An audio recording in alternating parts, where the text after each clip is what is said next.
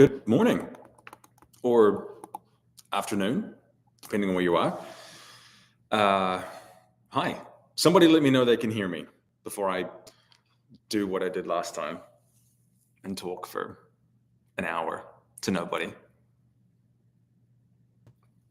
Somebody give me something. I'm seeing thumbs up somewhere, whatever that means. Somebody's responding, which is nice. Candace, thank you. Loud and clear. Wonderful.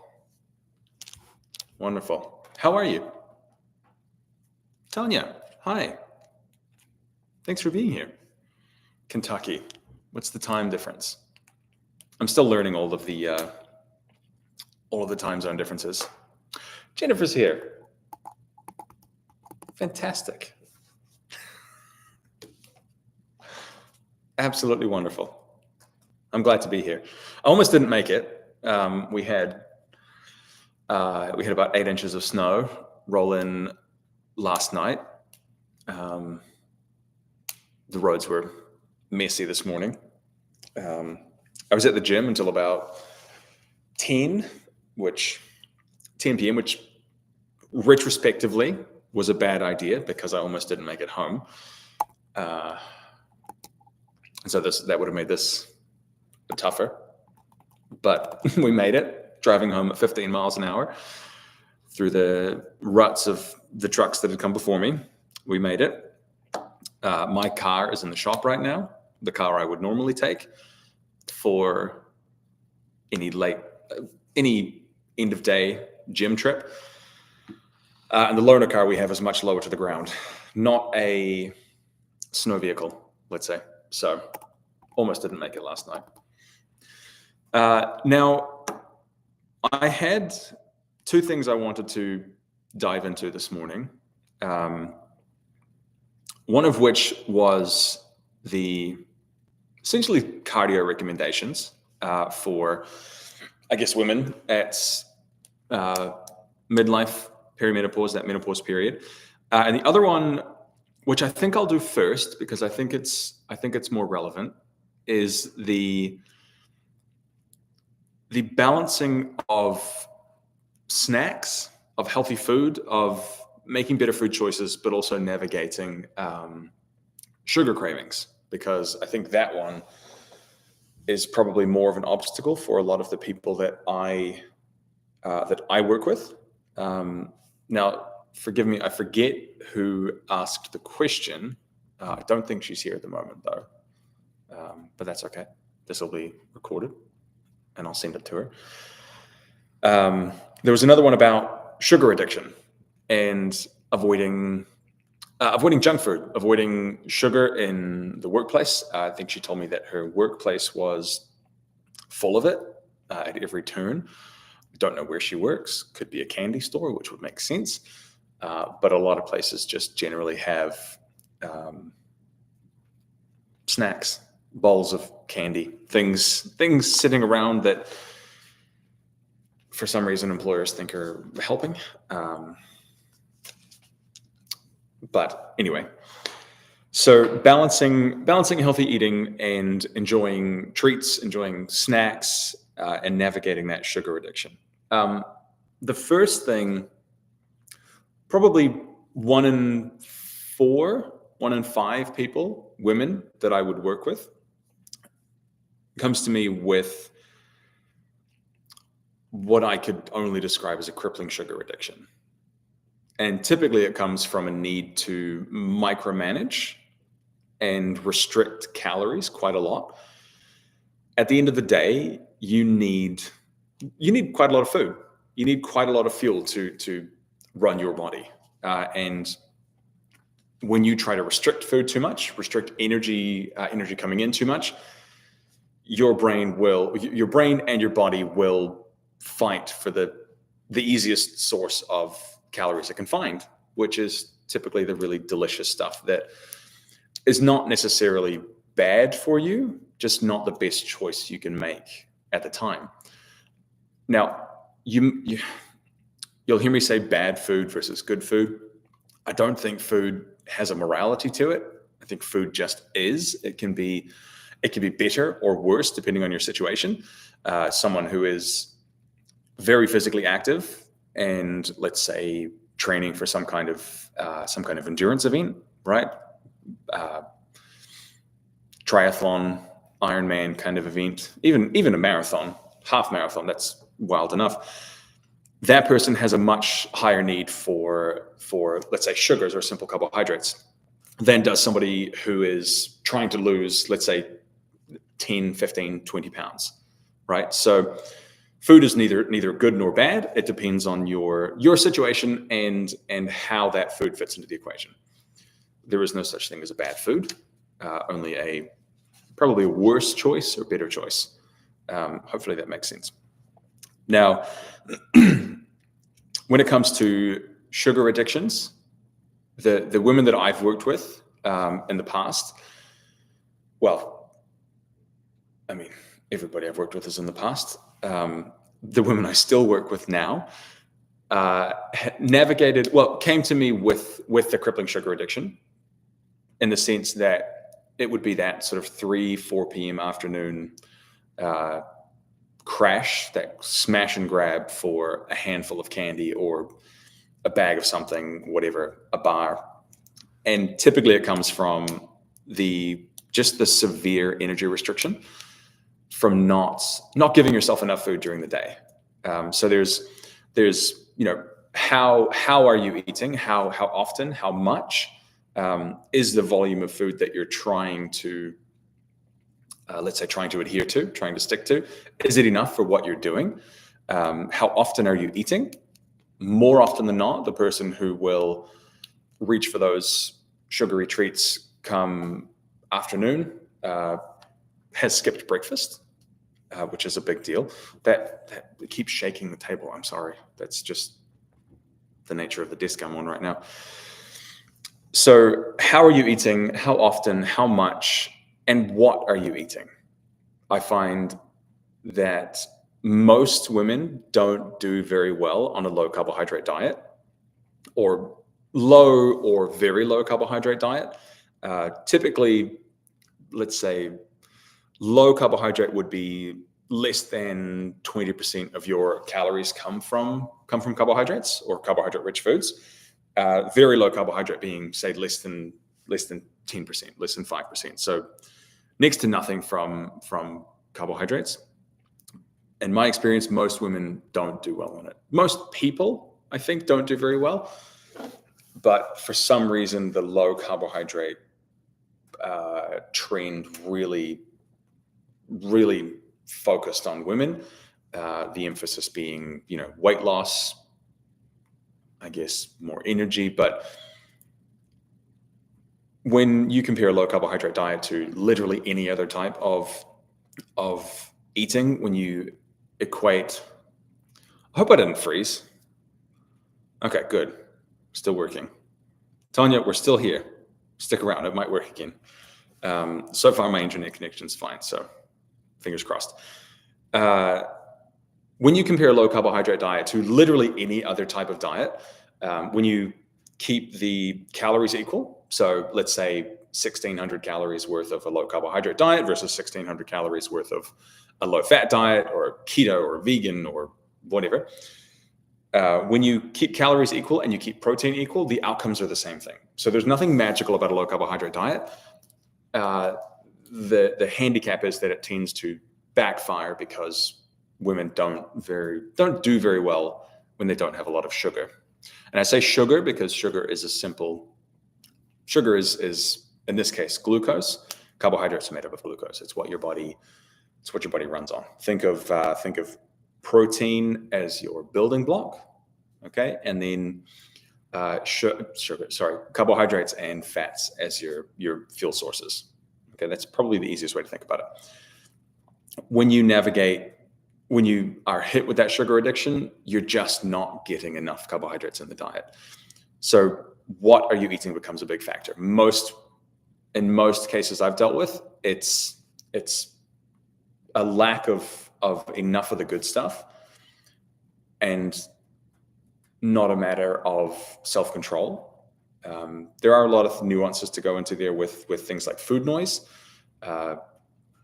I think more people deal with it than they realize without actually being told what it is, or even realizing that other people don't navigate that.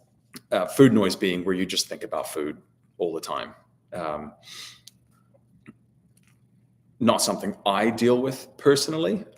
Not something that I think there's a very quick cure for or a solution for, but definitely something to consider when you are making those lifestyle changes, making those dietary changes, and how you can minimize that by including as much of the good stuff as possible, or the better stuff. See, even I say it now and again, good versus bad, better versus worse, right? So what are you eating becomes a matter of how much protein are you eating? How many servings of vegetables are you eating? What is your current carbohydrate intake versus what would you feel better doing?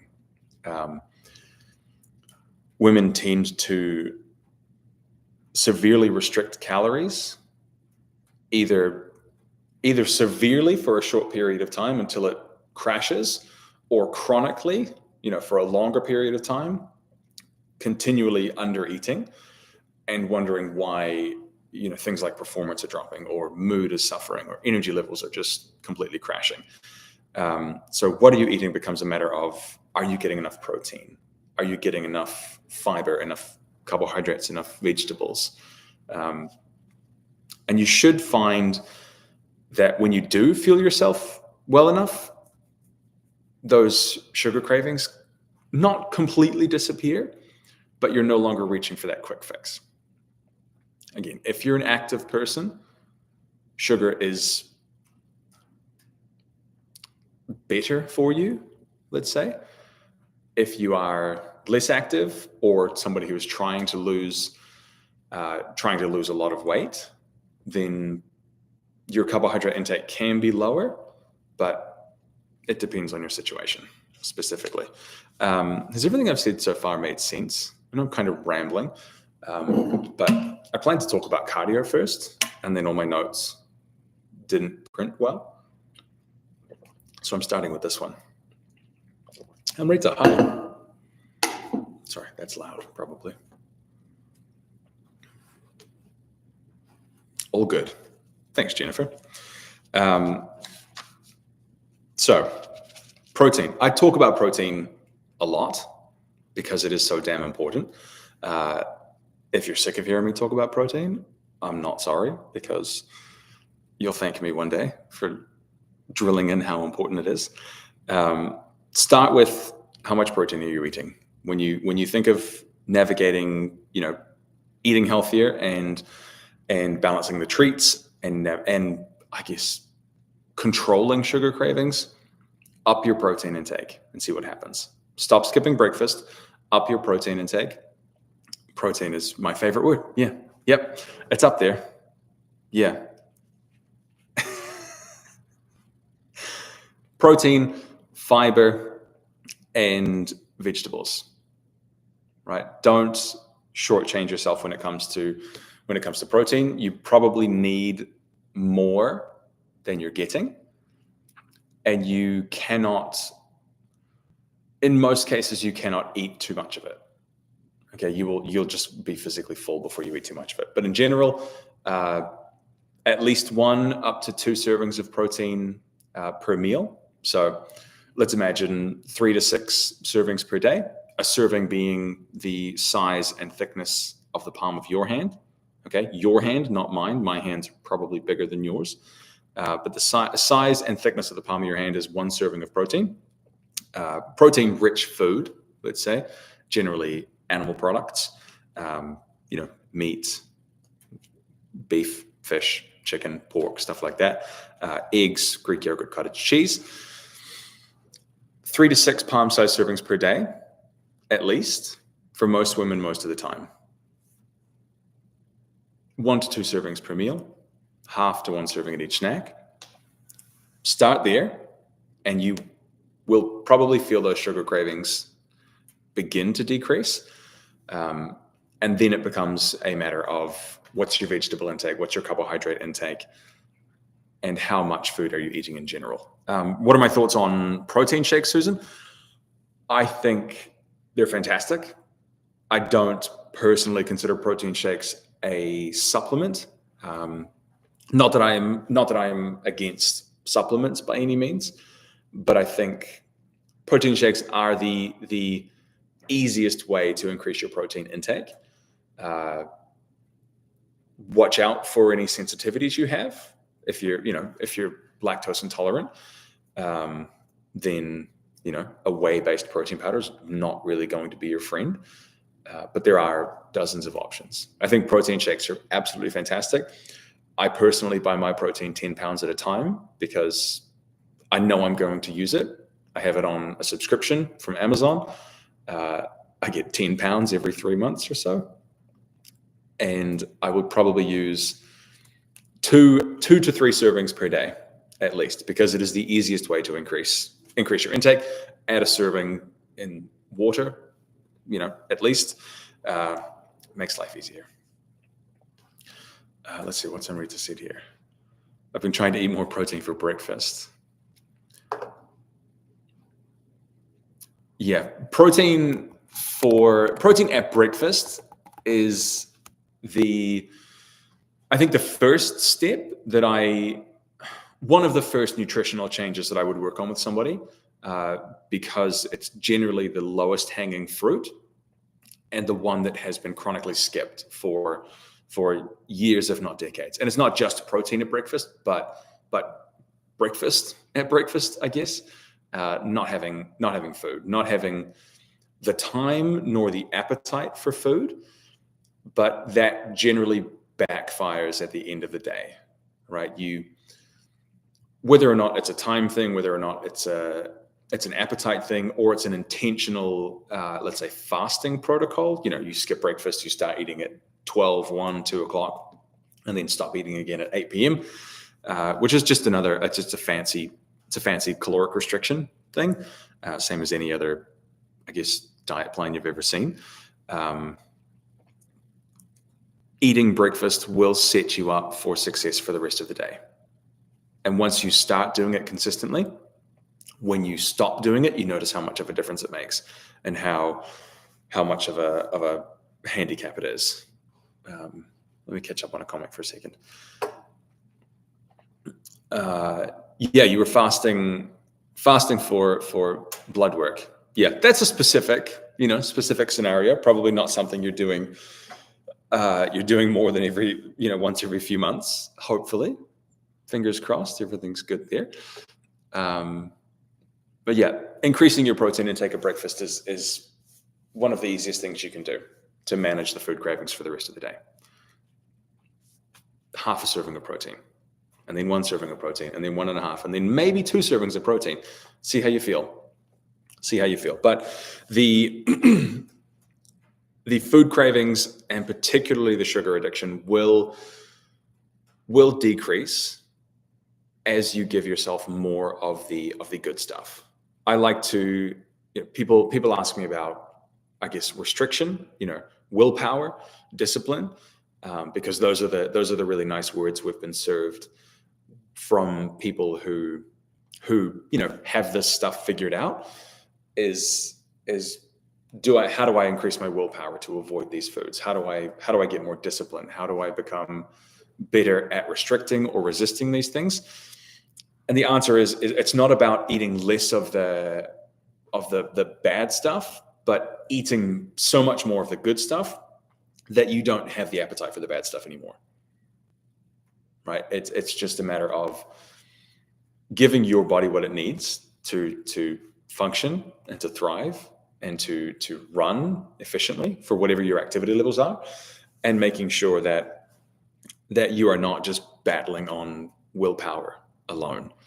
Now, 9 out of 10, possibly 19 out of 20 people that I would work with and talk to on a regular basis are looking for an outcome of weight loss, right? Which is fine.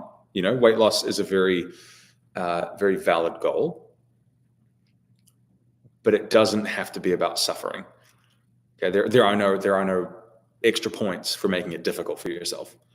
Okay, you don't get to the end of it and get awarded anything really for suffering the most.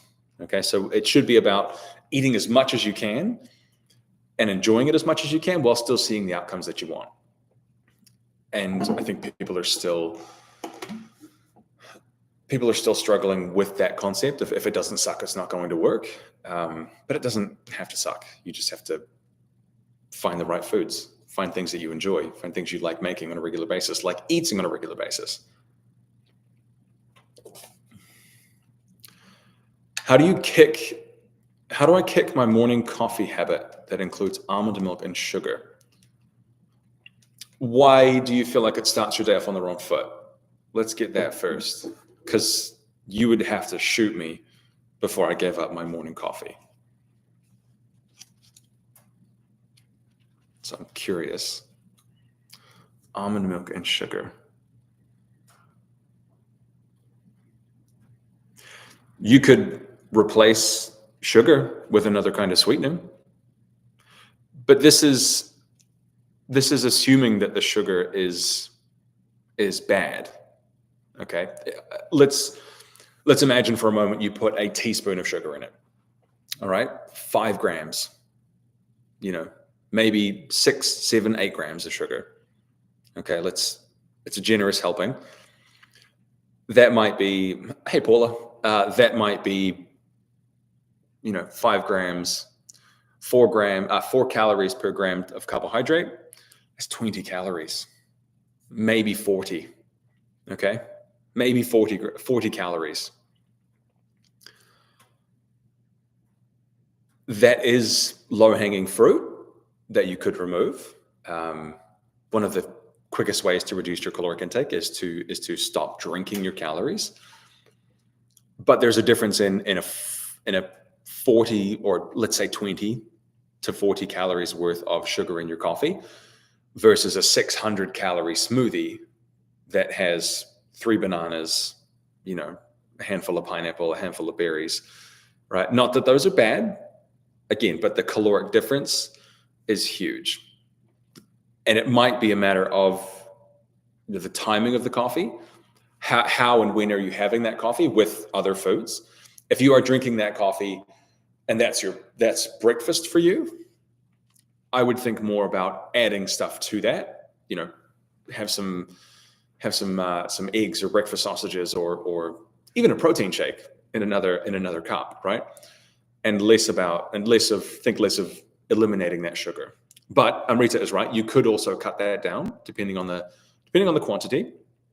Again, it might only be a teaspoon of sugar. Okay, and there's very few calories in almond milk anyway. But it depends on the overall situation. If you think it's a problem for you, cut the serving in half, replace it with something that's not. I guess that is 0 calorie. There are so many alternative sweeteners now, and the other side of that is have breakfast as well. Am I heading in the right direction, Candace? Tell me more about the situation and why you think, I guess, it fuels your sugar habit. What does the rest of the day look like? Yeah, Paula, I'm not giving up my coffee habit. I most of the time don't put sugar in, but sometimes I will. And I think when you have coffee for breakfast, caffeine and sugar for breakfast is everything that my seniors told me not to do when I was 19, right? But it seems to be the go-to. People don't have time for breakfast anymore. And so caffeine is a way to just push through that. But caffeine will suppress your appetite, so it makes you think you're feeling good and you're not hungry in the morning. But when you throw caffeine into a stressful environment, like and this is cortisol is a buzzword right now, but your hormone cortisol will spike in the morning, right? It works. And maybe not as simple as this, but you have cortisol and you have melatonin. Okay, cortisol is generally higher in the morning, right? This is your stress hormone. Not to say stress is bad, right? Stress is just a factor. It's your stress hormone, and you have melatonin, which is your sleep or your rest hormone.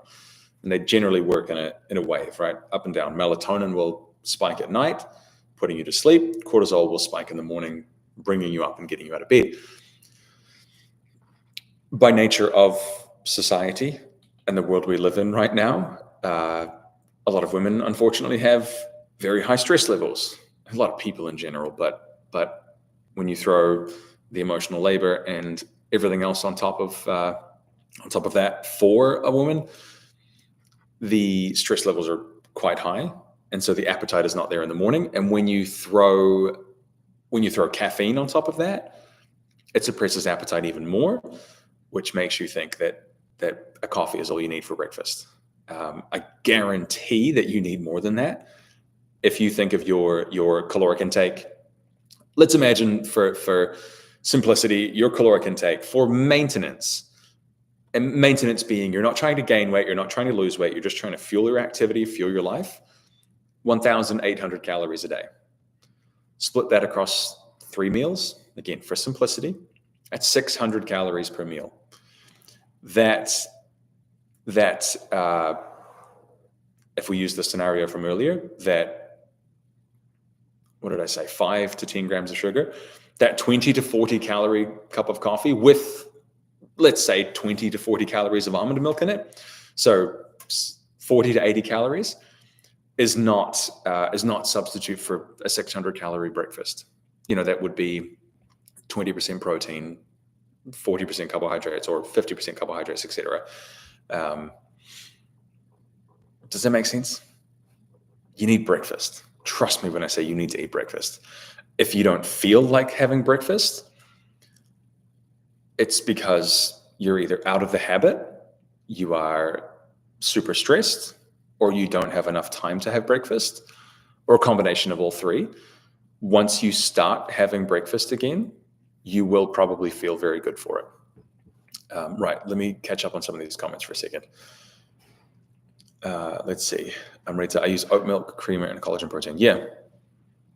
Collagen protein with, I'm assuming you put it with your coffee, is absolutely fine. Let's see, just the creamer and the collagen protein. Don't miss the sugar. Yeah. Cinnamon. Yep. Cinnamon and nutmeg are great.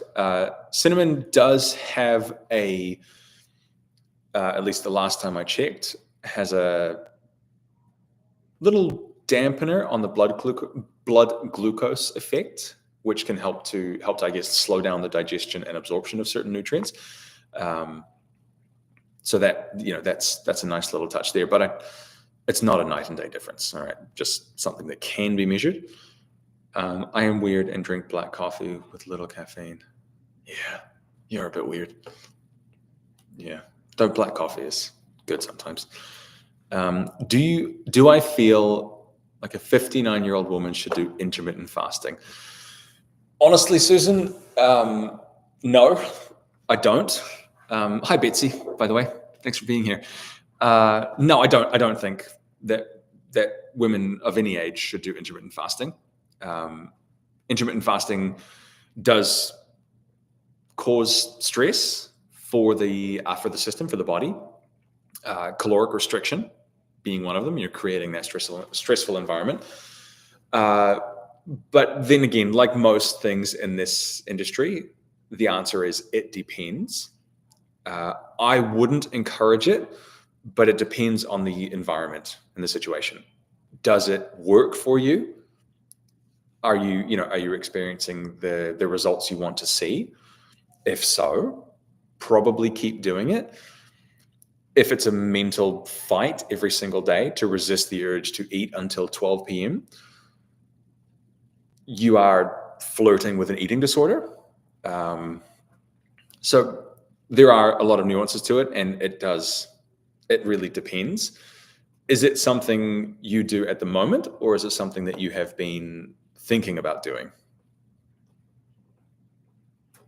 Some of the women I work with either have tried it or are doing it when we start working together. And I think I said before, one of the first things we'll work on is having breakfast. Okay, but again, is it working? Because if it isn't broken, don't fix it. But if you are having trouble navigating, say, food cravings, or you're not seeing the results you want, then it's broken and you probably need to change something. Intermittent fasting is nothing more than a caloric restriction, right? An energy restriction in disguise. Okay.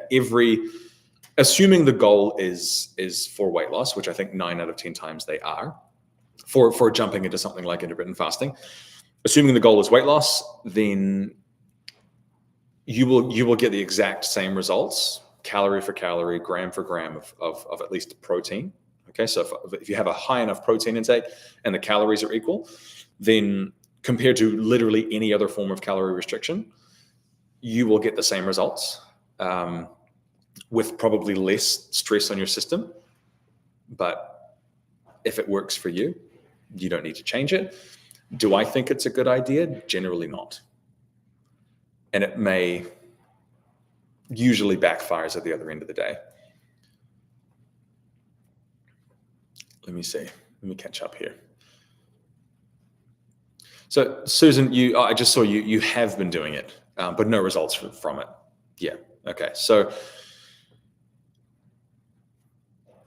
if the outcome you're looking for is weight loss, okay, again, like I said, most of the time it is. I don't know that people would willingly do a fasting protocol if the outcome wasn't weight loss. I've done it before. I liked it because it gave me more time in the morning, but I didn't see any huge changes from it. Nothing that can't be had from just eating better food everywhere else, and being more active and getting enough sleep in general. So yeah, see how you go. Have I missed any questions so far? Let me see. We're still just talking about coffee here.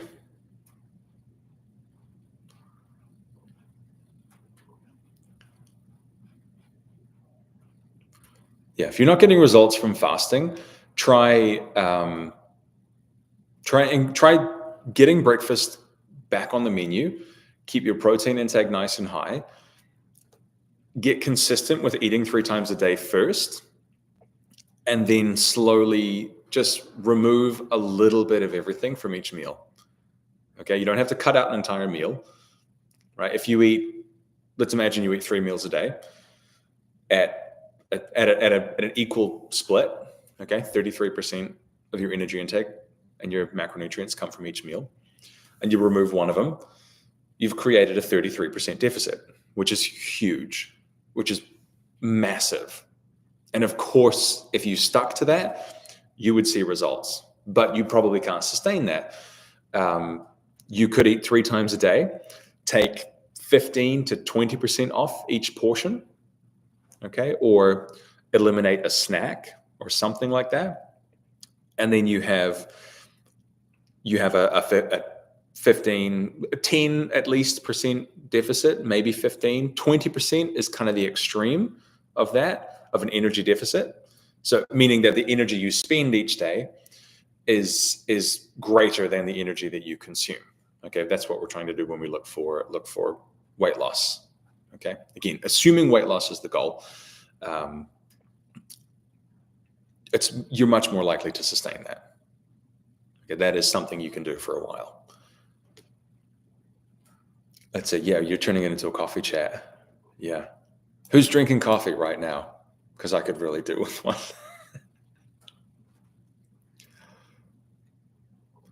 But yeah, I will say, coffee is not breakfast. Okay? Coffee can go with breakfast, but coffee is not breakfast. Right? It will make you feel like you've had breakfast because caffeine will suppress your appetite. But in a black coffee, there are no calories. Okay, so it's imaginary energy. Caffeine does not give you energy. It simply fights off fatigue. Okay, calories give you energy. So pay attention to how you feel later in the day with everything. okay, with sugar cravings, with energy levels, how you sleep at night. When you restrict your energy intake too much, everything crashes. Okay, imagine trying to drive your car on willpower. It just, you won't go anywhere. Okay, at the end of the day, you have to turn food into energy, right? And the less you restrict yourself, the better you're going to feel. Let's see, what are we talking about? Turkey sausage, hard-boiled eggs. Yeah, high protein foods, sausages, eggs. Generally, the less processed, the better. Okay, the less processed you can make your choices, the better. But processing is not necessarily bad. Okay, it's just easier to monitor your energy intake when you don't have a bunch of, let's just say, added ingredients. Okay, and no hate for added ingredients. There is nothing in your food supply right now that will kill you. Nothing in your food supply that will even remotely harm you. Okay, don't listen to what people tell you on social media. Well, I can't say that because I'm on social media. But the people that hone in on single ingredients, especially the ones that you can't pronounce, that's all nonsense. Okay, and the dosages that you would have to consume of some of these foods is unreal. Okay, so any food additive, now and again, it's fine, right? To eat that for breakfast. The dose that you need, you would run into other complications first. Okay, namely just eating too much food, right? The artificial sweeteners in Coke, and I'm going off subject here, but the artificial sweeteners like aspartame and acyl sulfame and things like that in Coca-Cola, for example, you would have to drink 100 cans a day for the rest of your life for it to even start becoming a problem. Okay, so one can now and again, not what you need to worry about. So the additives in things like turkey sausages, yes, there are other ingredients. Just because you can't pronounce them doesn't mean they're bad. Everything has a name that is more difficult to pronounce when you look at it from a scientific point of view. Okay, there was a very, I forget what year it happened, what year it came about, but there was a website that went around. You can probably still find it, about dihydrogen monoxide and how people were fighting to get it banned, and all of these perfectly reasonable statements that 100% of people who consume this will die. If you consume too much of this on a day, you will die, and it causes this, it causes that, it causes swelling in your cells, it causes a whole host of problems. But because we give it the technical name of dihydrogen monoxide, people don't realize that we're just talking about water. Okay, so just because it has a name you can't pronounce does not mean it is bad for you, which is particularly a sensitive subject at this time, now that we have RFK doing all the things he's doing, but we won't go there. Yeah, Betsy, flowers and plants are the same way. Absolutely. We just simplify it for people, for the general population. It's an interesting subject. Anyway, let's see, Paula, I'm trying so hard to increase my protein intake. I really don't think I get enough. Yeah, Paula, most people don't, but it doesn't take much to get there. When I say much, I mean effort, because it doesn't have to happen overnight. My goal is to get somebody eating, and a woman, between, most of the people I work with, most of the women I work with are between, let's say, 30 and 60. Okay, so the goal is to increase the protein intake to at least 3 up to about 6 servings of protein per day. And if you were here before, you heard me say a serving of protein is about the size and thickness of the palm of your hand. Okay, your hand, not mine, size and thickness of the palm of your hand. Protein-rich foods, again, animal products, right? Beef, chicken, fish, turkey, all of that stuff. Protein powder, it's a great one. Eggs, egg whites, Greek yogurt, and cottage cheese. Okay, so 3 to 6 servings per day. It doesn't matter where you are now. Find ways to increase that slightly. It could be adding half a serving per day, until you get to 6 servings per day, right? Typically, when I work with somebody to do that, we will establish a baseline of where they are now. We will track with something like a food journal, okay, whereby they will record everything they eat, either a written description or a photograph of the food, or a combination of both. And then we will find out, what the average is each day. And then we will set the target just maybe 1 serving higher than that. Okay. And for 2 weeks, let's say, that's the specific goal that I need somebody to work on, right? How do you get a regular 3 servings of protein per day? Once we build confidence and competence with that, it becomes maybe 3.5 or maybe 4 servings per day. Okay. Do more of what you're already doing. Find the things you like, find the things you can access easily, find the things you can afford that don't put you on the street, and just keep doing more of the same. Okay. If it takes you 9 months to get to the point of having enough protein, that's still better than never getting there in the first place. Okay. Let's see, a couple of comments coming in. And yeah, protein shake is the easiest way to increase your serving. 25 to 30 grams of protein per, let's say, 30 to 40 grams of whey powder, for example. Bang for your buck. It's the easiest way to do it. Susan, how many days a week do I recommend strength training?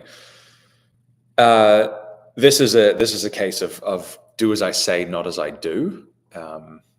Right now, and I say that because I only do it about twice a week at the moment, which for me is low. I've definitely done more than that in the past, but 2 days a week is what works for me right now. I would encourage you to do, let's say, 30 minutes at least twice a week, up to maybe an hour 3 or 4 times a week. Eventually, over the course of, again, it might take you a couple of years to get there. Okay. But if you're doing nothing, then 30 minutes once or twice a week is so much more than that, so much more than 0. Okay. Ideally, let's say my ideal scenario for somebody I work with, let's imagine between the ages of 45 and 60, 3 times a week for 30 to 45 minutes. Okay. Something that physically challenges you. Okay. So you're stronger than you think. You're more capable than you think. It's going to be easier than you realize once you get into the groove of it. But 3 times a week, 2 to 3 times a week for 30 to 45 minutes. Okay, you can do that from home. You can do that in a gym. You can use dumbbells. You can use machines. You can use resistance bands. Literally anything that makes it harder to move your body counts. Okay, you will get specific once you build some consistency with it, but there are so many benefits to strength training. I think I put up a video earlier in the week about bone density and muscle mass, or more specifically, the bone density you lose as you get older, and the muscle mass you lose as well, right? Osteopenia and sarcopenia are I guess the technical terms for it, but just how much you lose, especially around that perimenopause, menopause period, and for years after that, the numbers are frightening, to say the least, but the solution is more accessible than most people realize. And strength training is about the best thing you could do for it. Well, not about, it is the best thing you could do for it. And it doesn't take much at all. Okay. 3 or 4 exercises, 30 to 45 minutes, 2 to 3 days a week. So hope that makes sense. Paula, what are you sipping on? Let's see. Shake made with protein powder, rolled oats, almonds, almond milk, and a ton of matcha. Yeah. Yeah. You mean that? Not a ton, a touch of matcha. Matcha, the what is it? The green tea powder? Is that what you're sipping on? Correct me if I'm wrong, please. Yeah, Jennifer, strength training is great for confidence and energy when menopause is making you feel the opposite. Yeah, that's always been one of my favorite things. Not that I will go through menopause, but working with somebody who is, and seeing that shift, seeing that change in the way that they, I guess, think about themselves or talk about themselves. There's typically a period when I work with somebody, it starts out with a 16-week. We do a 16-week coaching period.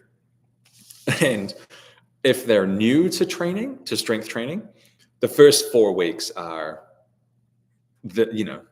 as you might expect them to go, right? This is awful. I don't love this. At least the first couple of weeks, I'm not sure what I'm going to do. This doesn't feel right. I'm nervous, etc.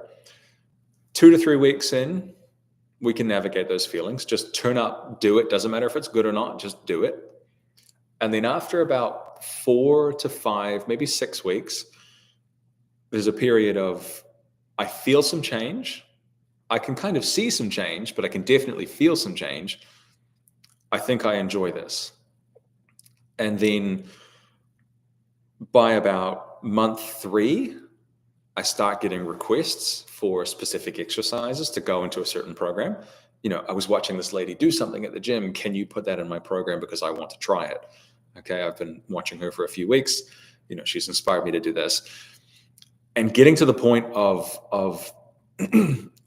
getting somebody to the point of just enjoying strength training is I think the best part. Getting them to do something they didn't think they were capable of doing, lifting a certain amount of weight or going to the gym by themselves. A lot of my clients train from home at the moment. And so when they start ordering more stuff for the house, I was thinking about getting these dumbbells or do I need a Swiss ball? Do I need a bench? That's a fantastic feeling because I know that we're starting the process of, dare I say, a lifelong addiction.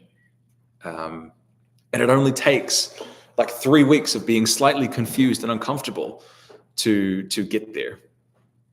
Think of any other hobby you've started, you've wanted to try, right? There's a difficult point in the beginning where you think, I'm never going to be good at this. I don't see the point of it. I'll do something else with my time. And then you can either quit then or you persevere. And then you get to the point that most people don't make it to, which is, I'm kind of good at this and I can see how much better I can get. So I promise you, if you are not already strength training, just start. It's going to suck for a while. Get through that bit. Okay. Get through the suck. And then you could literally be a different person in 6 to 12 months. It is so much fun. Let me catch up here for a second. Can I explain the benefits of a weighted vest for walking? Yeah, absolutely. It is not about the calories you burn. In reality, it won't add that much to your day, but that's not what walking should be about, really. Yeah, Jennifer, you have a link, or link your vest, if you would, if it works. You're the YouTube expert. Will it work? Because you have a good one. I think you just got a heavier one too. But yes, a weighted vest it's just one of those ways to increase the resistance on your body. Anything you can do to, I guess, artificially enhance gravity is what we're looking for here. So you use it, you could use it walking, you could add it to your workout, right? Just to make moving around a little bit easier. In some cases, it might be easier to wear a weighted vest to do body weight, to do squats than it would be to hold a dumbbell for some people. But a weighted vest while walking is just an increase of resistance. It's turning up gravity. You are strengthening your muscles, you're strengthening your bones. It doesn't need to be an extreme amount, right? You can do, essentially you have intensity or you have duration. Okay, so those are the kind of two of the big focuses or the big factors when it comes to exercise. You can turn the intensity up. Okay, so more effort. Because of that, the duration comes down. Okay, so think about doing a 30-minute workout. Right, you're in that workout, you are doing 3 sets. Okay, so 3 sets of 10 to 12 squats. Right, the intensity is high enough to the point that you can only really do 12 of them before you have to take a rest. So the duration is quite short. It's about maybe 20 seconds, 25 seconds. Okay, so 90 seconds of work by the time you're done all that. Or the intensity is low, but the duration is high. Okay, so you put a 10, 15, 20 plus pound weighted vest on. Okay, the intensity is not very high, but you walk for 30 minutes or you walk for 45 or an hour, whatever you do. Jennifer is crazy enough to just wear it all day doing certain things. I think she has had a few live videos with it on, and those things go for 2 hours, right? At least.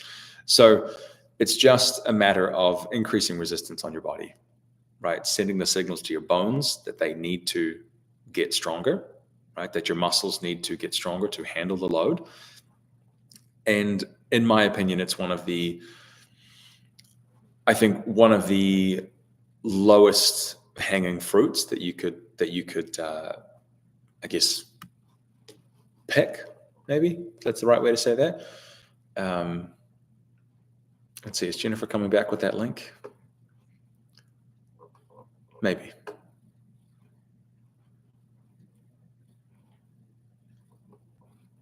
She tried. Will it not let you share it in the chat? If you can, send it to me and I'll put it in there. Because I should be able to do that. I hope so. I'm the boss. That still feels weird to say, by the way. I've been working for myself for 10 years.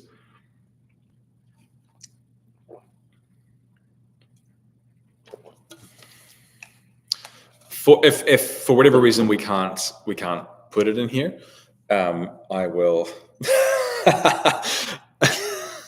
Sorry, I'm Rita's comment. I wish my weighted blanket was while sleeping counted as a resistance training. Yeah, Candace, you're right. Amazon has lots of them. The thing about it is, you want to find one that's comfortable. Most of them are geared towards, I guess, men. As are most of the fitness industry, most of the equipment in the fitness industry is just geared towards men, and so something that fits over your chest really is the biggest factor. And I think Jennifer's one kind of comes down the side like a vest, more so than just a bulletproof vest on your body. There we go. She's shared something there. I'll put a link in the chat or the comments after this. Yeah, it needs to be comfortable. If you're going to put 20 pounds, an additional 20 pounds on your body, you have to be comfortable when you wear it. That's the biggest thing. But combine that with strength training 2 or 3 times a week, every week, for as long as you can. That sounds daunting, but like I said before, after 3 weeks, you'll probably be addicted to it. Okay, it's a very, very fun thing to add into your life. When you constantly do things you didn't think you could do, eventually you'll get to the point of, lifting up small children over your head in the form of, I guess, the equivalent of small children in dumbbells. But it's like my video said the other day, it is the magic bullet to fight against the effects of getting older. So I would encourage you to do it. If you need help doing it, let me know. I can, at the very least, point you in the right direction. if you're in a position to, I'd love to work with you to help you build that. Let's see, what's Jennifer talking about? Ideas of fun. What is a good starting weight for a vest? Susan, that one depends, honestly. If you have never used one before, or if you are, I guess, new to just walking on a regular basis, I would go between 10 and 15 pounds, maybe 20. It just depends how capable you are at the moment, right? If you are not walking, let's say you're walking 2,000 steps a day, my first focus would, I think, be to get up to, say, 4,000, 5,000 plus steps per day. But you could also do that with a weighted vest as well. But there are so many benefits to just walking more that I would focus on that part first.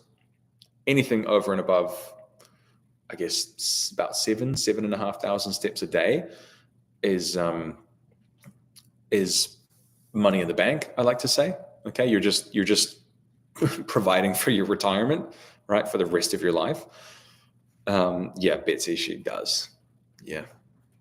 Honestly, everybody does that I work with. I get messages out of the blue. They're just expletives, and that's it.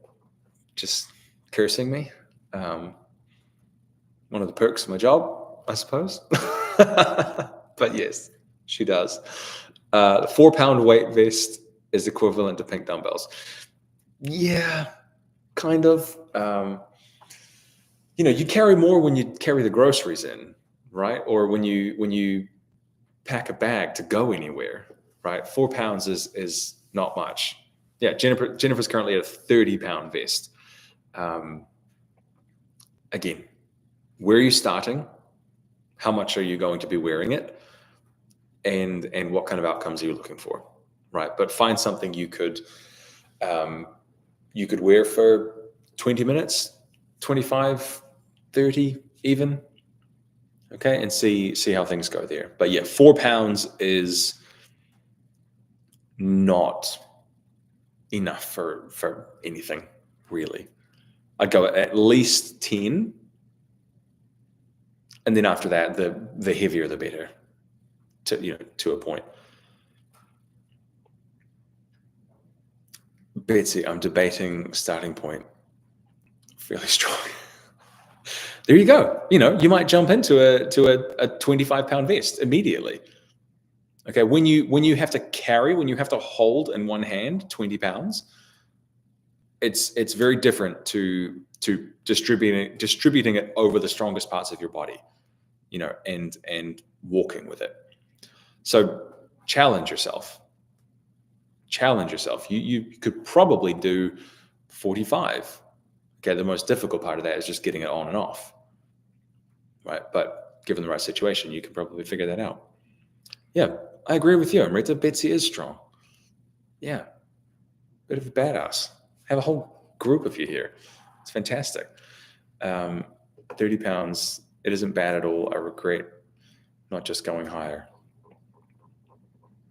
Yeah, I did offer, I think, one time to sit on your shoulders and you walk around the neighborhood.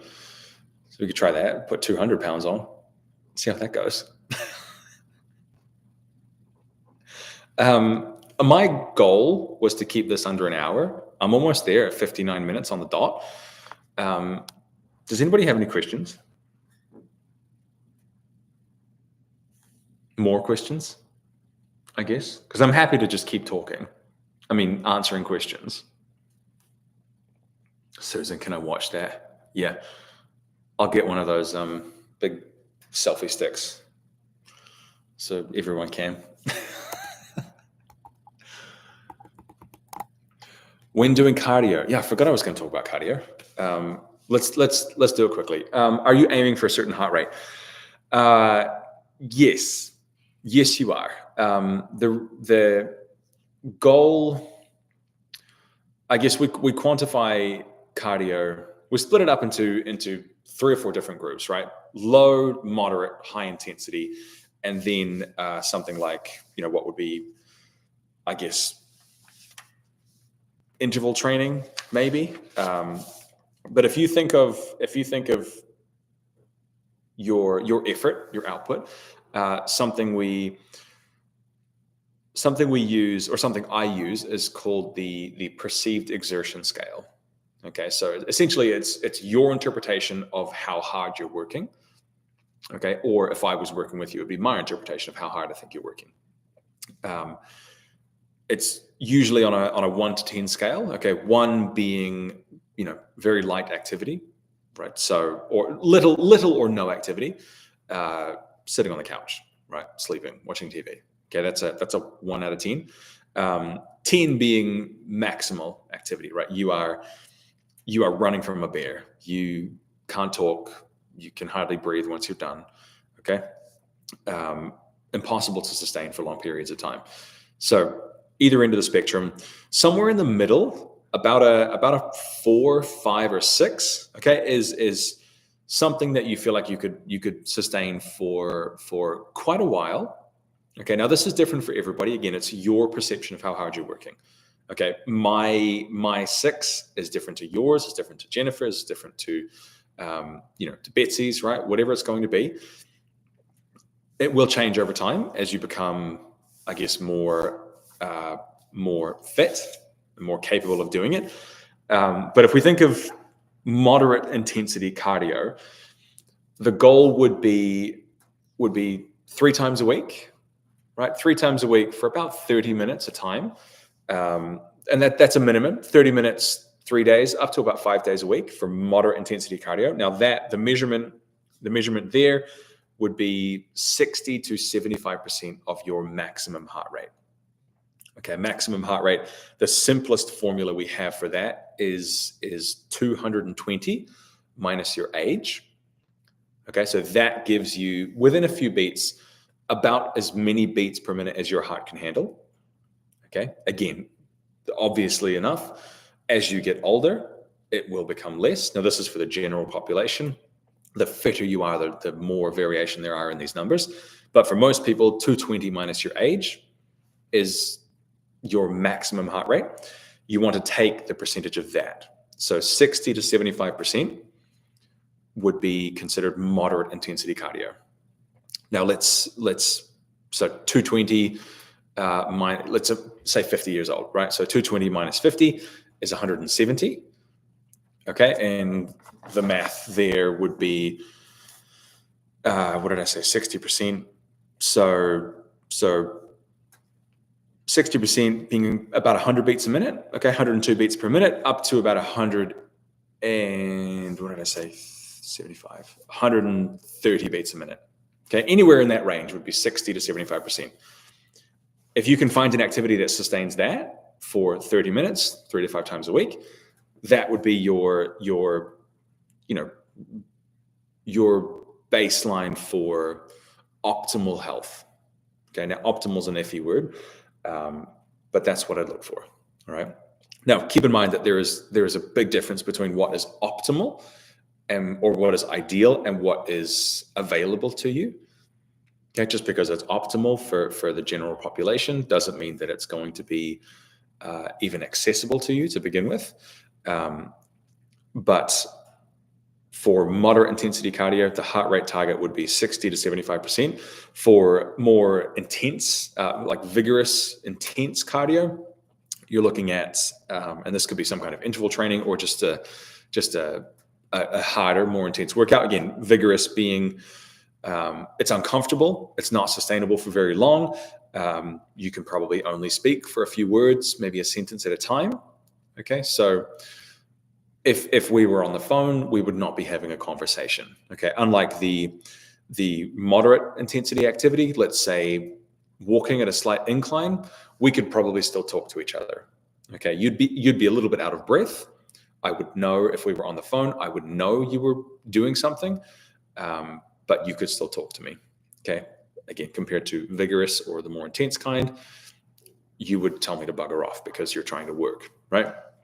But the vigorous intensity would be 75 to about 90%. of your maximum heart rate. Again, 220 minus your age will give you the ballpark. And then from there, you can hopefully remember how to work that out. But that puts you, let's see, numbers wise, let's imagine that same 50 years old, so maximum heart rate of 170. What did I say? 75%. So about 128 beats a minute to 155, 50 to 55. Right. And that stuff is hard, certainly hard, but 20 minutes per day, 2 to 3 times a week. Okay. If you had an entirely free schedule, you were, eating 3 or 4 times a day, you were hitting your specific, I guess, let's say food goals, you were sleeping X number of hours a night. These are things that, as I think I said before, like there's an order to it. Okay. If you're not sleeping at least 7 hours a night, strength training 4 days a week is probably only going to make it worse for you. Okay. But there are steps to this. There's a process. At least I have a process to this. Sleep, stress management, get enough energy in the first place, get regular strength training, exercise, and then work on some cardio stuff. If you're not walking 5,000 or 6,000 steps a day, that would be the first step. Okay, let's get to that point, and then we can think about that moderate intensity cardio. But yes, I would do the moderate intensity cardio for 30 minutes, 3 to 5 times a week. And that might be a walk around your neighborhood. Okay. For some people, it's going to be a walk in the pool. Okay. Because they have a lot of weight to lose, or they have joint issues, or anything like that. It might be a spin bike. It might be a treadmill at home with an incline on, a weight vest. It might take you 20 pounds on a weight vest to get to that point. Okay. But you don't need to be, I guess, too specific about it. Just work hard 5 or 6 out of 10, on the exertion scale, and do it often. Do it 3 to 5 times a week, and you'll have your bases covered. Okay, it all works, I guess, together. Synergistically, I think is the right word. Does that help? Does that answer it for you? I probably said the same thing about 4 different ways, but hopefully that helps. Susan, you're very welcome. Again, and this applies to anybody here, if I can be of more help, just send me a message. Honestly, I live and breathe this stuff. If I can help, I will. If you need more like specific help and, accountability and all of that stuff, we can talk about actually working together. But if you just need some questions answered or pointed in the right direction, just send me a message, right? I love this stuff. Yeah, Betsy, your neighborhood's very hilly. There you go. As long as it's not uphill both ways, like my old man used to say. When we think about like training level, or what is best for somebody, we think about where that person is, right? What they're doing, what they're trying to achieve. Most people we would put into what we call a level 1 box. Okay, level 1, level 2, level 3, just to keep it nice and simple. Moderate intensity cardio, low intensity steady state cardio, and moderate intensity cardio. Okay, so low intensity is, a gentle walk with a friend. Moderate intensity might be a weighted vest or a slight incline or something like that, right? Again, that 60 to 75% maximum heart rate effort. Okay, something you could sustain for at least eventually an hour, a couple of hours. Okay, those are the boxes you want to tick. If you are already ticking all of the other boxes, then you start looking at the vigorous intensity stuff. And then after that, you start looking at high intensity interval training, where you're doing, weight training in between things. Okay, but for most people, most of the time, those are never things that you will have to worry about, right? Unless you're an athlete. Okay, it's just about general health, general wellness.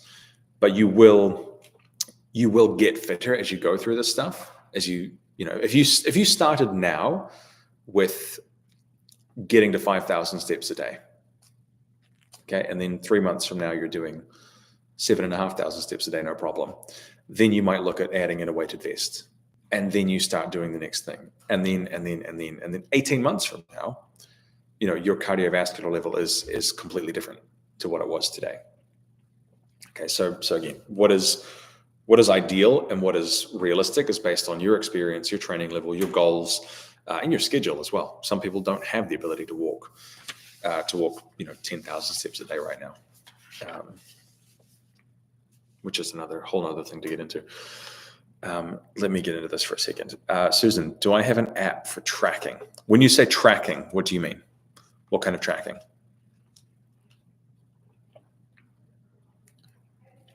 Stepbed. Is this an app, Amrita? Stepbed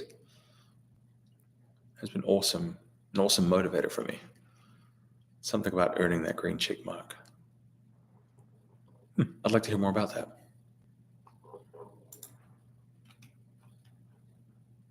A walking competition app. Okay. So you're competing like internationally, like your neighborhood?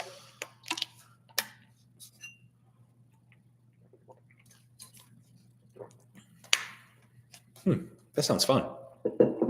Susan, okay. Tracking. Do I have an app for tracking?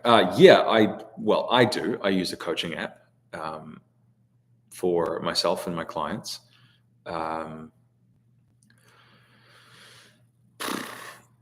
Honestly, it depends what you're doing. Of course, it helps me track client progress. It helps me track workout programs, steps, sleep goals, if that's something that we're tracking, food journaling, nutrition and habit tracking. But in general, tracking your exercise can be done in a notebook. It doesn't have to be fancy. Just write down what you're doing. Generally, if you work with a coach, you will get some kind of app or tracker, even if it's a simple like Google Sheets, file. That's where we all started. You can, used to be an expert at Google Sheets. You can record it on a piece of paper. Okay, track your progress week to week. Same thing with a food journal, right? I have an app that allows me to do it because I work with people across America, Canada, back in New Zealand. It lets me see what they eat when they make a submission. Okay, either a picture or text, something like that. Lets me see what goes on, and then we can talk about it each week. But I've also in person worked with people who just wrote it down in a journal, in a physical journal, and we would look at that each week. It's finding what works for you, essentially. Like I said, I would hope every coach that you would work with nowadays has some kind of app that will track more details than you probably need. But it can be useful, and it's fun to look back on. 6 months into the journey, look back on what you started with. But it depends how you feel about tracking, because it can be a slippery slope for some people. But in general, just look for consistency. Even if it's you set yourself like 3 or 4 to-dos each day, walk for 20 minutes, eat 3 servings of protein, right? Drink this much water, go to bed by this time. Okay. Simple things that you can do, that are sustainable, that will help to improve your health and wellness. Just mark them on a calendar, tick them off each day, right? We've never like completely outgrown, the gold star chart. Like, just give yourself some kind of visual reminder of consistency, whether you tick a calendar or literally put a sticker up or do something, put a coin in a jar, right? For some kind of reward, because it really helps to build momentum when you can physically see, what you're doing, right? So it doesn't have to be a fancy app or anything. Put it on the calendar. put it on the fridge. Okay, and once you get 4 or 5, like I'm envisioning like a green check mark or something like that. Once you get 4 or 5 of those in a row, it becomes very, very cool to start seeing 6, 7, 8, and then 28 days in a row. It's really nice. Okay, even if you miss, you miss 1 of every 5, you're still tracking it. You can still see it. So anything that helps you stay consistent is only going to help the process. You don't need to be perfect, right? In fact, you're never going to be perfect. Just consistent. Just look for 80% consistency. I forget who. I read it in a book once that someone had written a diet book, and it was be 80% consistent 80% of the time. And I think that's a fantastic goal to shoot for, because you're not trying to be perfect. Just good enough, consistently good enough will change your life, I guess. So hope that helps. I think I've answered the questions. If anybody has anything else, let me know. Otherwise, we will wrap up, I think. Let's see. I'm going to scroll this chat here for a second. I don't know what this comment was in reference to. Oh, Susan, I have a rowing machine we have never used. I do love rowing machines. Jennifer's right. I use it as a warm-up because it warms up like every joint in your body. I think that it's low impact. It doesn't seem to have a high level of, I guess the technical skill is not very high, as long as you can move in those positions. You can do 20 minutes. You do 5 minutes, right? Wherever you are, just start there and add 10% every week. Okay, until you get to 30 minutes or something like that.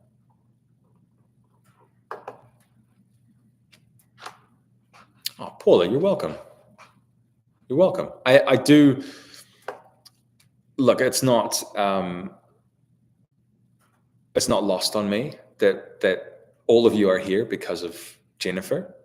Okay, so thank her, because she's the reason I'm doing a lot of this. She's a huge help. Okay, she pushed me to do these lives, for example. She has supported me from the get-go. So thank her. Please thank her. She's a big piece of this. But with that, I'm not seeing any more questions. So should we go do something else? Yeah, you're right, Betsy. We do. Okay. Yeah. No, Lila encouraged me to do more videos. I guess. Well, Lila's our videos, but yeah. Yeah. Okay. We can thank Lila too. Let's collectively pull some. We'll send Lila flowers. How about that? I think she would like that. Oh, Anne, I hope you have not. I think you just turned up. We're just about to say goodbye to everybody. Damn. It's recorded, though. I think if I've done everything right, it's recorded, so you can go back and watch it. Have a great day, everybody. It is 12:18 here. I will have some lunch, get back to work. Thank you all. I'm going to get back into it being a regular thing. So if you have questions, anything that you want discussed in more detail, just comment below or find me on Instagram, send me a message, and we will figure it out. Okay. Oh, Siobhan's here. Yeah. Thanks, Jennifer and Lila. All right. Where's my end button? Okay. Everybody, have a good day, night, whatever time it is. I appreciate you, and thanks for being here. I'll see you next time.